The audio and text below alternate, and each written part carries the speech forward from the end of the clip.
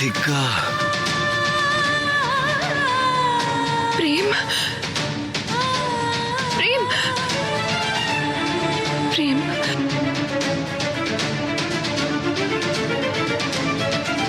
প্রেম, প্রতিজ্ঞা।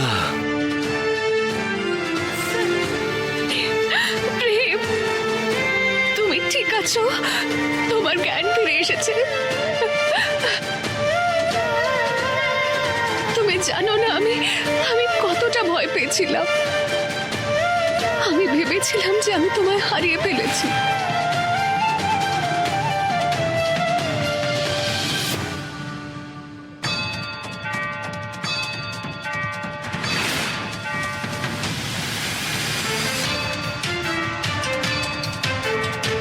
প্রেম, প্রেম,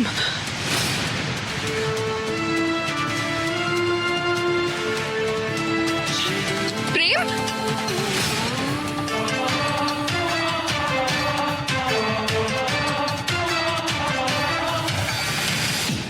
নিজের ধৈর্য রাখো মা। কিন্তু বাবা, ও প্রেম এভাবে এভাবে আমার সঙ্গে ও প্রেমের জায়গায় যদি অন্য কেউ থাকতো তাহলে সেও এটাই করতো। ও এতদিন তোমাকে মানুষের রূপে দেখেছে, কিন্তু আজ তোমার আসল রূপও দেখলো। এই রকম পরিস্থিতিতে সত্যিটা জানবার পরও তোমাকে স্বীকার করবে কি করবে না সেই সিদ্ধান্ত নেওয়া ওর পক্ষে খুব কঠিন। কিন্তু কিন্তু বাবা, এটাও তো সত্যি না যে যে আমি প্রেমের স্ত্রী হই, আর মহাকাল নিজে আমাদের সম্পর্ক নিয়তির সঙ্গে জুড়েছেন। হ্যাঁ মা, তোমার এই কথা একেবারে সত্য, কিন্তু নিয়তের চাইতে বড় হলো মানুষের ইচ্ছা। আর মহাকাল প্রত্যেক মানুষকেই নিজের ইচ্ছে মতো সিদ্ধান্ত নেবার অধিকার দিয়েছেন। তোমার সত্যিটা জানবার পর ও তোমাকে আপন করে নেবে কি নেবে না সে তো প্রেমের ইচ্ছার উপরই নির্ভর করছে।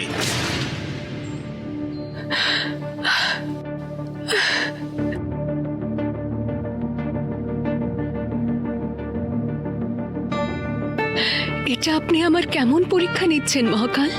জীবনভর আমি আপনজনের ভালোবাসার জন্য কাতর হয়েছি। জন্মানোর পরই মা বাবাকে হারিয়ে ফেলেছি, আর যাকে আমি মা ভেবেছি তার মুখ থেকে আমার জন্য একটা ভালো কথা কখনো শুনিনি। যাকে বাবা ভেবেছি সে কখনো আমায় জড়িয়েও ধরতে পারেনি। আর যখন আমি সমস্ত আশা হারিয়ে ফেলেছি তখনই আমি প্রেমকে পেয়েছি।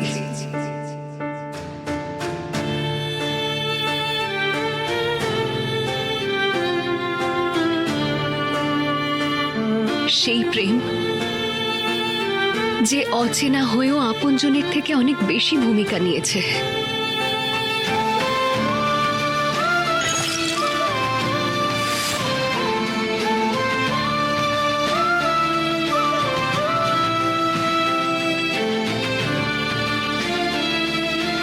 সেই প্রেম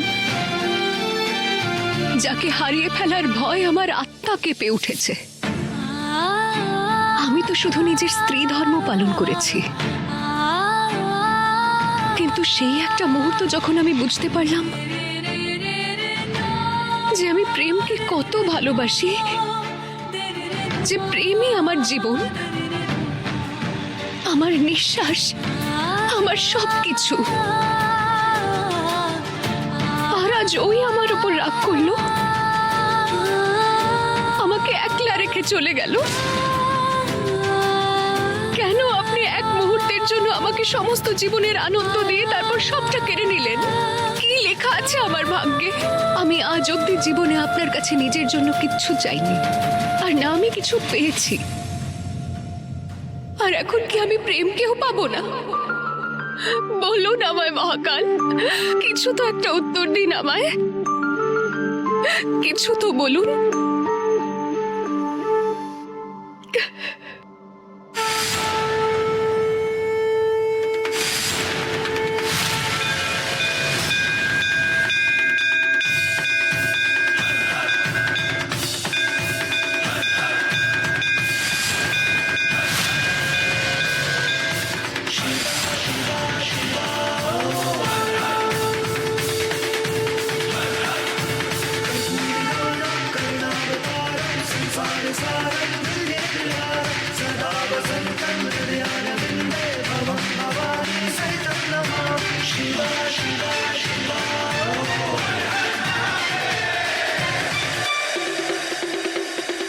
মহাকাল তোমাকে তোমার সব প্রশ্নের উত্তর দিয়ে দিয়েছেন। তোমার স্মৃতিতে সর্বদা প্রেমের নামের সিঁদুরই থাকবে। শুধু তোমাকে ওই কর্ণমোহিনীর কাছ থেকে বাঁচতে হবে। এখন কর্ণমোহিনী বিধ্বস্ত আছে, আর দুদিন পর তোমার 21তম জন্মদিন। তারপর তুমি পূর্ণরূপে স্বর্ণমোহিনী হয়ে যাবে। তখন কর্ণমোহিনী তোমার থেকে তোমার সমস্ত শক্তিকে ছিনিয়ে নেবার চেষ্টা করবে। ততক্ষণ তোমাকে সাবধান থাকতে হবে। কর্ণমোহিনী আমার থেকে আমার মা বাবাকে কেড়েছে, আমার আপনজনদের কষ্ট দিয়েছে, সারা জীবন আমার কষ্টের কারণ হয়েছে। কিন্তু এখন আর নয়, এবার কাল হয়ে বসাবো আমি ওই কর্ণমোহিনীর ওপর, আর ওর বিনাশের অধ্যায় লিখবো আমি।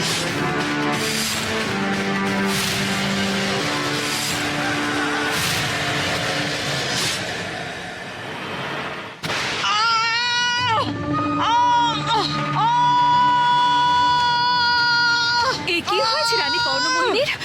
আপনি ঠিক আছেন তো রানী কর্ণমোহিনী? না, একদম ঠিক নেই আমি।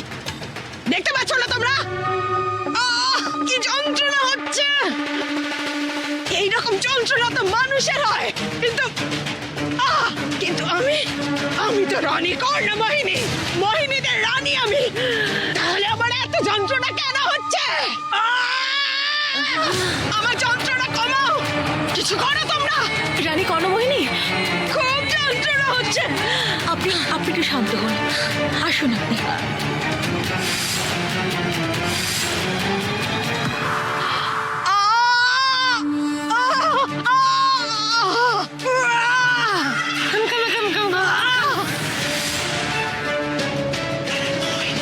এসে গেছি। ধরো, এই নাও। এই ঔষধি দিয়ে রানী কর্ণমোহিনীর ব্যথা অবশ্যই কমবে।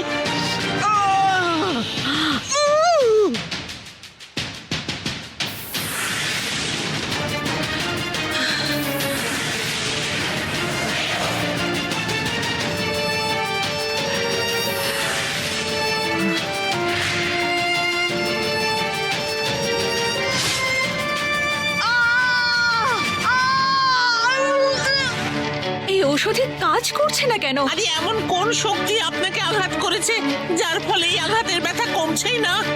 এটা স্বর্ণমোহিনীর আঘাত।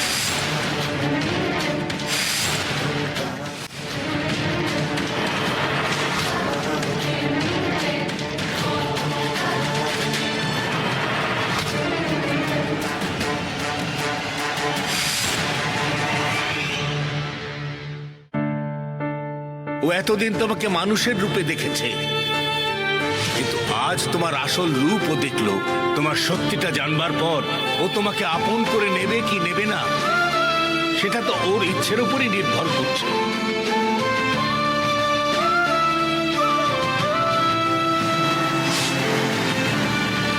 তুমি জানো না আমি কতটা ভয় পেয়েছিলাম। একবারের জন্য ভেবেছিলাম আমি তোমায় হারিয়ে ফেলেছি।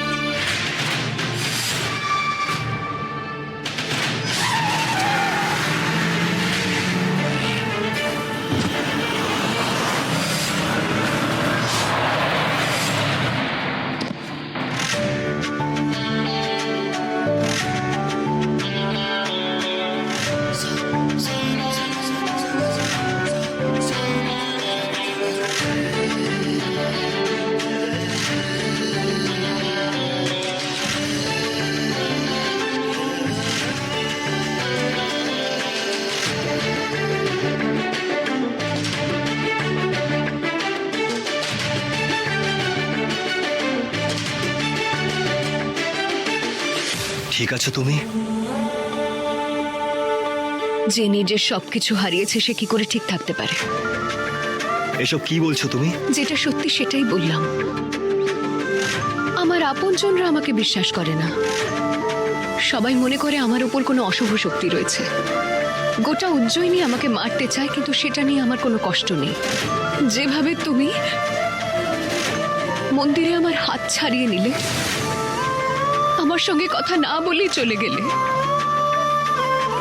আমার দিকে ঘুরে একবার তাকালেও না, আমি তখন ভাবলাম যে আমি আমার সবকিছু হারিয়ে ফেলেছি। কিন্তু আমি তোমায় দোষও দিতে পারবো না, কারণ তোমার জায়গায় অন্য কেউ হলেও আমায় ওই রূপে দেখে সে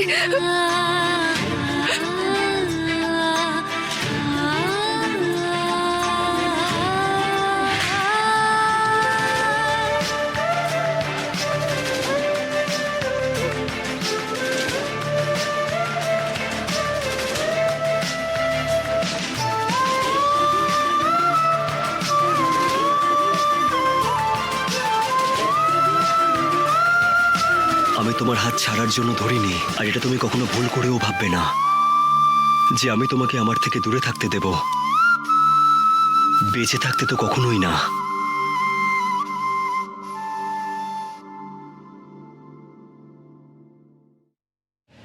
মন্দিরে তুমি আমায় ছেড়ে কেন চলে গেলে?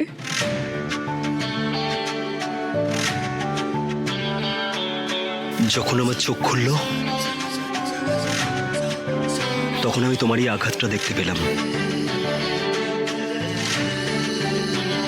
তখন আমার মনে হলো যে এই রক্তটা জমে গেছে, কোনো ইনফেকশন না হয়ে যায়, তাই আমি ওষুধ আনতে চলে গিয়েছিলাম।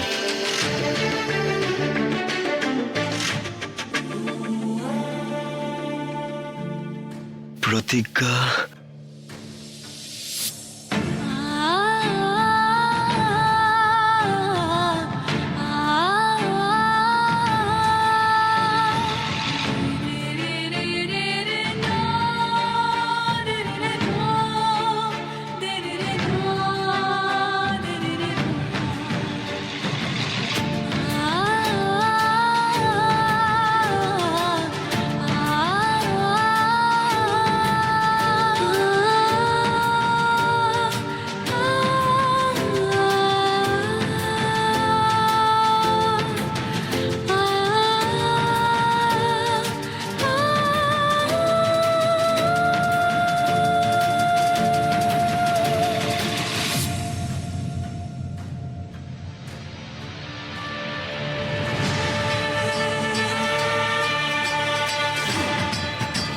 প্রেম,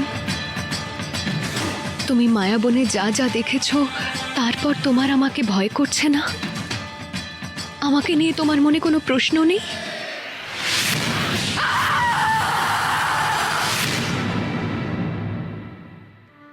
প্রশ্ন তো অনেক আছে প্রতিজ্ঞা, কিন্তু কিন্তু কি? এটা বেশ অদ্ভুত ব্যাপার। আমার মনে যত প্রশ্ন আছে তার থেকে বেশি তোমার উপর ভরসাও আছে। কিন্তু তারপরেও প্রতিজ্ঞা,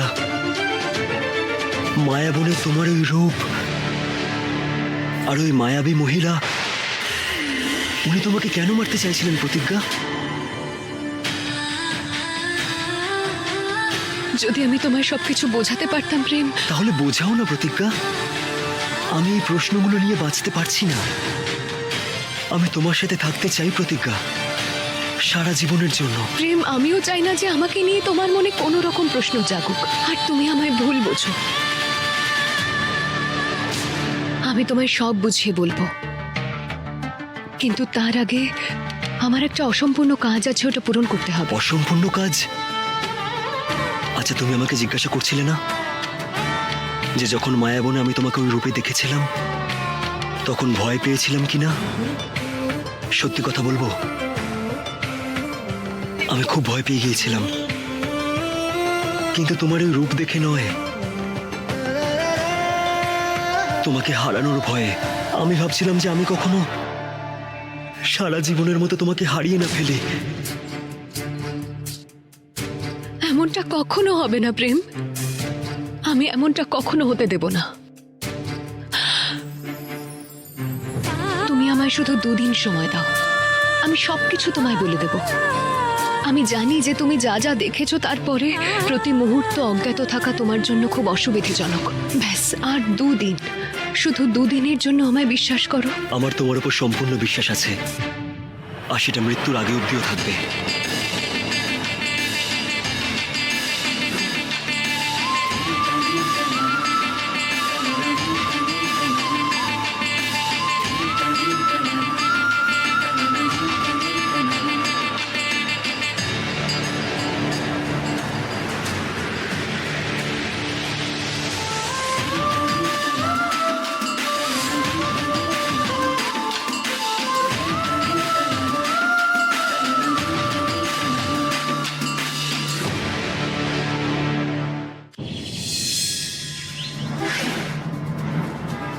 দাঁড়াও।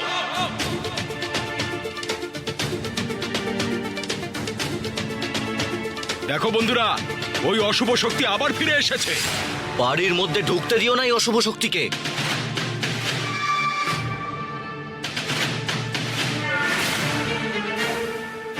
তোমার ভয় পাওয়ার কোনো দরকার নেই, আমি আছি তো।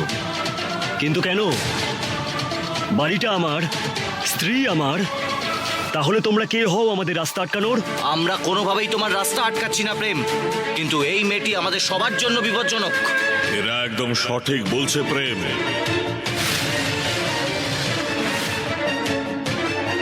তোমার কারণেই আগেও এই মেয়েটি উধাও হয়ে গিয়েছে। তুমি আর দ্বিতীয়বার সেই ভুল করো না।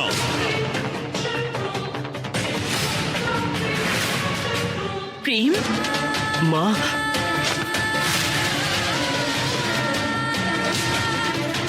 বাবা, যদি ওর মধ্যে কোনো অশুভ শক্তি বা অশুভ ছায়া থাকতো তাহলে ও ফিরে কেন এলো? এটা তোর মনের ভুল প্রেম।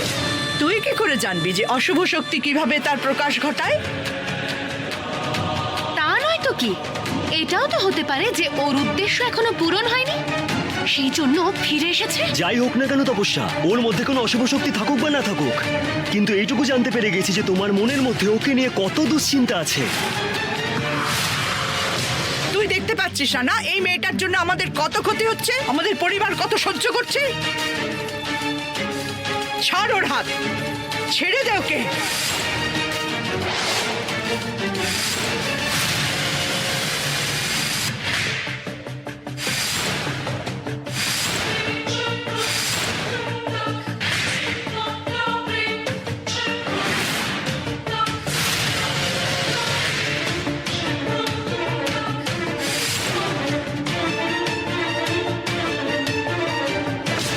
সরি জেঠিমা, কিন্তু এটাও তো হতে পারে যে এরা যা বলছে সেটা সত্যি নাও হতে পারে, তাই তো জেঠিমা?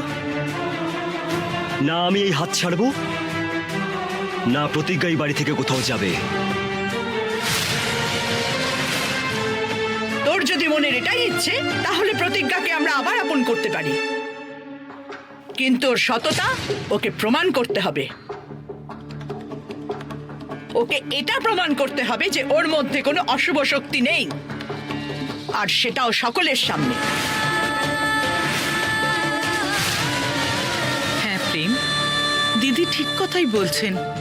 ওর মধ্যে যদি কোনো অশুভ শক্তি না থাকে তাহলে ওকে ওর পবিত্রতার প্রমাণ দিতে হবে।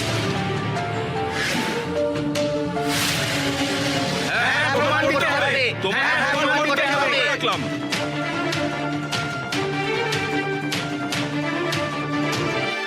ঠিক আছে, আমি এই পরীক্ষা অবশ্যই দেব। আমার সততা প্রমাণ করার জন্য আমি সমস্ত পরীক্ষা দিতে রাজি আছি। প্রতিজ্ঞা, তুমি এসব কি কথা বলছো? এটা কোনো পরীক্ষা ক্ষেত্র নয় যে ওরা তোমার পরীক্ষা নেবে। না প্রেম, আমরা একটা সমাজের মধ্যে থাকি, আর আমি চাই না যে সমাজ বারবার আমাদের পরিবারের ওপর আঙুল তুলুক, তাদের সম্মানকে প্রতিনিয়ত আঘাত করুক। তাই জন্য আমায় তাদের সম্মান বাঁচানোর জন্য এই পরীক্ষাটা দিতেই হবে। কিন্তু তোমার যদি কিছু হয়ে যায় তাহলে? কিছু হবে না আমার প্রেম, কারণ আমার সাথে আমার স্বামীর বিশ্বাস আছে।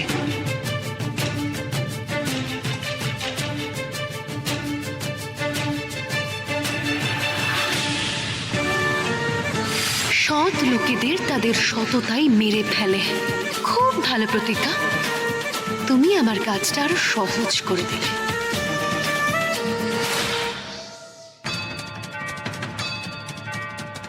আমি প্রস্তুত আছি। ঠিক আছে, তাহলে এই পরীক্ষা এক্ষুনি হবে।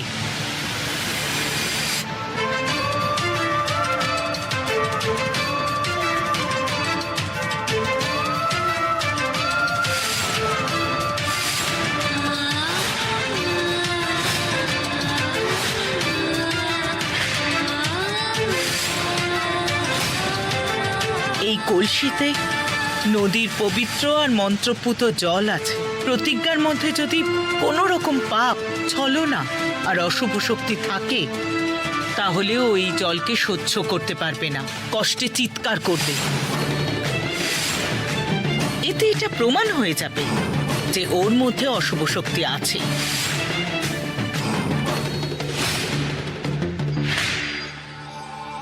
এই জল প্রতিজ্ঞার মতো সৎ মেয়ের কোনো ক্ষতি করতে পারবে না, কিন্তু আমার এই জাদুকরি বিষ ওকে এত কষ্ট দেবে যে ও আর্তনাদ করতে বাধ্য হবে। আর তারপর ওকে অশুভ শক্তি মনে করে এই ক্রুদ্ধ জনতা কিছুতেই ছেড়ে দেবে না, আর প্রেম সারা জীবনের মতো আমার হয়ে যাবে।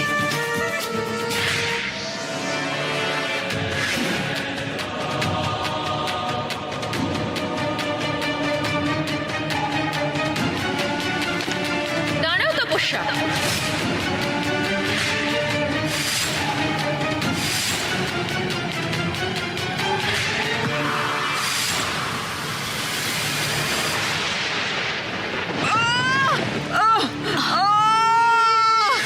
ওই প্রতিজ্ঞা ও এখনো পর্যন্ত পূর্ণরূপে স্বর্ণমোহিনী হয়ওনি। 21তম জন্মদিন আসতে এখনো 2 দিন বাকি রয়েছে, আর দেখো কি অবস্থা করেছো আমাদের রানী কর্ণমোহিনীর।